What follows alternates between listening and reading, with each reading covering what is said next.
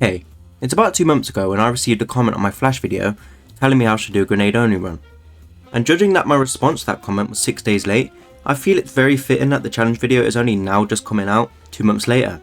But in all fairness to me, it's very on brand with the Buffsome channel, and if you've been here for any given time now, you shouldn't really be surprised. But on the bright side, whilst speaking of surprises, I actually really enjoyed this challenge. I went in thinking that it'd be quite soul crushing and just a complete slog to get through, but you know what? I had fun. Was I convincing? Did you fall for it? I know, how could I blame you? I'm quite the actor myself. Because this challenge was quite the opposite. I came out of it with my soul crush and it just took way too long to get through the rounds. And there was one main reason I felt this way, and that's because of one word and 2 syllables. Monkeys. These abominations were my main source of difficulty during this challenge. And that and my inability to play this game beyond the skill level of 5-year-old. But anyways, more on the monkeys later in the video. When it's more relevant, I just want to stay spoiler free for now. So this challenge starts in Ascension, and while if you hadn't already guessed that when I said monkeys earlier, I feel as if you need more help than I do, but there is a reason I'm playing this map for this challenge, and that's because there aren't really any other options. I mean, Ascension is basically the perfect map for this challenge. It has PhD, a huge training area which I somehow died a lot in, and just off on a wall is the most perfect grenade wall buy. Honestly, what could go wrong with all these tools at my disposal?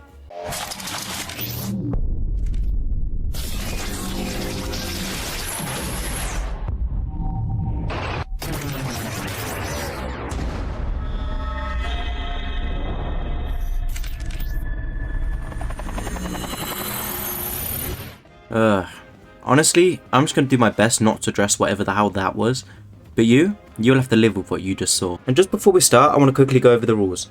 And they're all quite simple. I can do absolutely nothing except for use grenades and buy perks. I mean, pretty simple. And after a quick conversation with itzcookiq on my livestream, he has made it very aware that all drops are fair game. And that includes the death machine. And he's the man to beat, so I need every little advantage I can get. And plus, look at him, and now look at me. Yeah, I'm going to need all the help I can get. And also, I'll leave his link in the description, so any hate towards me using the death machine, send it to him. He absolutely loves it. And now that you've seen some gameplay, I hope you realise how boring this challenge actually is. And I'd know. I lived it.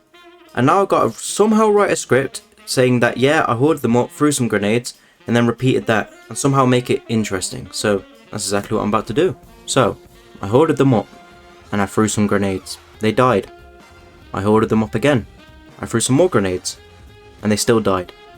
And then I turned on power, ordered them up, threw some grenades, and, well, they died. But that all changed once I got my first perk, PhD, which led me to my first monkey round, which, well, went perfectly. I managed to kill them all without touching a single one of my perks, and out of my free perk bottle, luck was on my side and I ended up getting Juggernog. And I didn't even open the door for it yet, meaning that the monkeys can never take my sweet Jug away from me. And all of this was while itzcookiq was watching. Because you see, his strategy this whole time was to keep resetting until he got Jug from the first round of monkeys. And you see me, being the zombies giga chad that I am, I ended up getting it by accident. So yeah, screw you. And while this challenge so far has just been a walk in the park, the main problem was just how boring it got. And for most of my challenges, there's like a setup, whether it's getting the house retriever or just simply unlocking Pack-a-Punch. But those little tasks, they give me something to do in the early game and help keep my mind distracted. But with this, I was just running around in circles lobbing grenades. It was as mind-numbing as you can possibly get. That was up until round 13 when I was greeted with a lovely monkey round. And you may think my main issue with the monkeys was how tanky they are, but it wasn't. Even though they do have way too much health for what they are, I mean, look at them. Who at Treyarch actually thought 2 Thundergun shots was appropriate at all? But anyways, my main issue was this little trick the monkeys did. They do this little known thing called steal all of your precious perks, which was fine until they take quick revive, and since you can only have 3 every game, every time a monkey stole it, it also stole all of my motivation to do this challenge. And every time I was in the process of losing my perks, I felt a mixture of dread and panic, and I feel this clip sums it up perfectly, so I'm just going to play that. They are my quick revive, yeah. Wait, I need to grab grenades. I've screwed myself. I've completely screwed myself. Oh, this is why I do not like Ascension. And as you can see from that clip, I was having a lot of fun every single time the monkeys showed up. Unfortunately, this fear of losing quick revive had a massive hold on me, and I decided a smart course of action would be not to buy it until the next monkey round had passed, meaning I was playing most of the game without quick revive, and honestly, it's a story that tells itself. Need I say more? I died in round 17, and that death was just devastating. And at the time, I felt that was the game I was going to get a good enough round on. And the only reason I booted up another game was because I was live streaming. If it was up to me, I would have just stopped for the day. And I also changed the goal to round 25 just to make it a little bit easier for myself. and even then I didn't feel much hope. But on the next game, I quickly surpassed round 17, and on round 18 I actually pulled off a really impossible save, and even now I'm watching it and I'm still trying to figure out how I'll survive this. But yeah, I'm just going to show you. They're dying in like a few volleys of grenades, but I feel like that's going to... Oh, I'm dead. Oh, I'm dead. Alright, alright, alright. Even though that was just pure luck, that was amazing. I don't care. I don't know how I'm alive. All I know is that I am. I mean, come on, I had to sneak that in the video somewhere. I mean, I should have been dead there, right? I still don't know how to survive this. And maybe for like someone who's really good at zombies, that's nothing. But to me, someone who's terrible and just throws my head out a wall until challenges get done, that was quite impressive, come on. But not to crush any dreams, but I only got to round 21 that game, and my goal of round 25 was still way ahead of me. And the only reason I really showed that attempt was just because I wanted to show the clip, so yeah, I'm sorry. And at this point in the challenge, I was just completely lost. I felt like if I wasn't doing the strategy itzcookiq was doing, I had no chance of getting even a slightly good round, let alone round 32 like he did. And this clearly showed because I was ending up watching videos like this while playing my games. How often you fap is directly correlated to your mental health. This is what none of these YouTubers online, masculine, no one talks about this. You fap when you have fap. And that will be the last clip I show, but I feel like I've really got to clear my name after that one.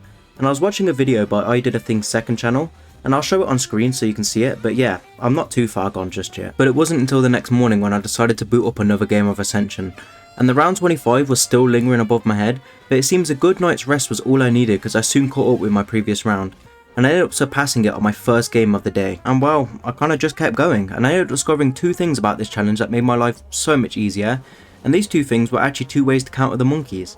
And the first one was by throwing your grenades, because you know when you throw a grenade at a monkey, they have a little tendency of throwing them back at you. But I discovered if you cook them and then throw them off to the side, the monkeys, as dumb as they are, will chase the grenade in hopes to throw it back at you, and if you time it just right, they'll end up getting a face full of shrapnel instead of you. And the second thing I learned involves the perk system. So if a monkey takes a perk like Juggernog, they just lose all interest in that machine. So if you just simply buy it again after losing it, the monkeys just won't take it back off you.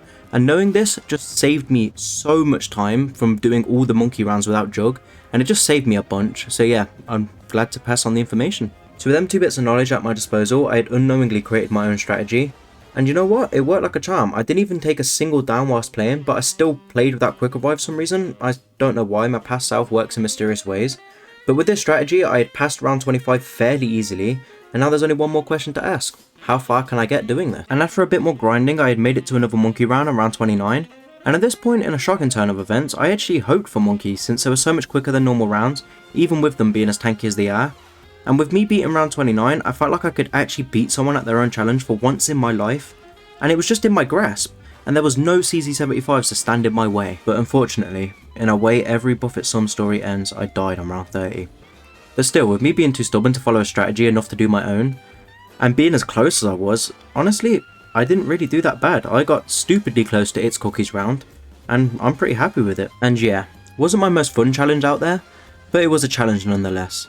And well, I guess it's time to do the outro now. So yeah, it's time for me to go off script for a little bit and talk to you guys. And I want to thank itzcookiq for the challenge idea. I actually had a bit of fun doing this challenge, as horrible as it was to do. And that was mainly because of the monkeys, but yeah, it was just nice to sit down, do a challenge and make a video. So I want to thank you for that, and I'll also leave your link in the description so people can like and subscribe to your channel. Plus you can also watch his version of this challenge. I suggest you do that. And also, if you have any challenge ideas, just make sure to comment them. There's a good chance I'll do them, even if it does take me 2 months to do. And I also want to quickly mention that I recently quit my job, and that job was the main reason I didn't do YouTube as frequently as I used to. And that's because I used to do 16 to 18 hour shifts, and I'd just come back and I'd be way too tired to sit there and play zombies for an hour or sit down and record a video. So yeah, that's the main reason, but I've quit that job now, and hopefully I can put all my downtime into YouTube. But yeah, other than that, I want to thank you all for watching. Like and subscribe if you really want to, I'm not too fussed. Yeah, see ya.